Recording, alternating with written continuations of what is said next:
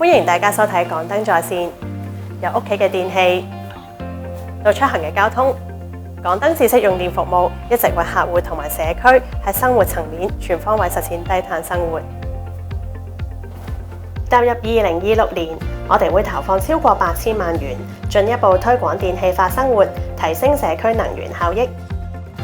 港燈嘅節能共享資助計劃，協助為弱勢社群提供服務嘅非牟利機構同埋資助學校安裝節能電力設備。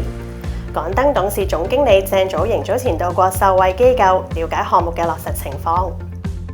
大樓安裝咗一系列嘅節能電器，並且喺天台採用咗具備降溫效能嘅節能屋頂塗層之後，每年嘅碳排放減少咗15至20%，相當於種植5200棵樹㗎。今年呢項計劃會優先資助已經完成建築物能源效益條例規定嘅強制性能源審核嘅樓宇。現金券計劃亦都會繼續向1萬個弱勢家庭派發每戶200蚊嘅現金券。同時，節能家電資助計劃會為弱勢家庭添置節能電磁爐同埋電熱水器，提升能源效益。港燈會繼續同社會各界緊密合作，落實措施，改善能源效益同埋採用可再生能源，全方位推動節能減碳。跟住落嚟，我哋嘅 AI 同事 Elsie 會為大家分享公司喺減碳同創新方面嘅最新進展。唔該晒 Elsie。隨住天然氣同可再生能源發電嘅比例提升，港燈喺2024年嘅二氧化碳當量按年減少超過59萬公噸。呢個減排表現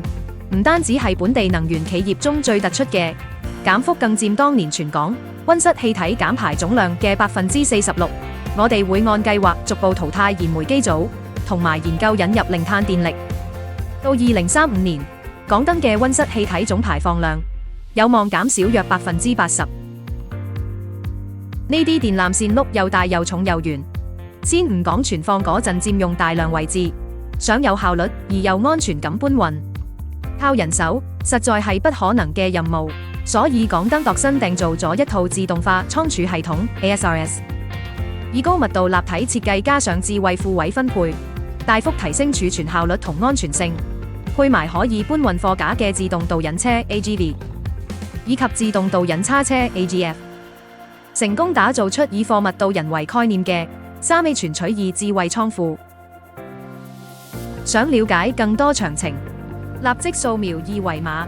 留意最新一輯創新無界限啦！下次再見。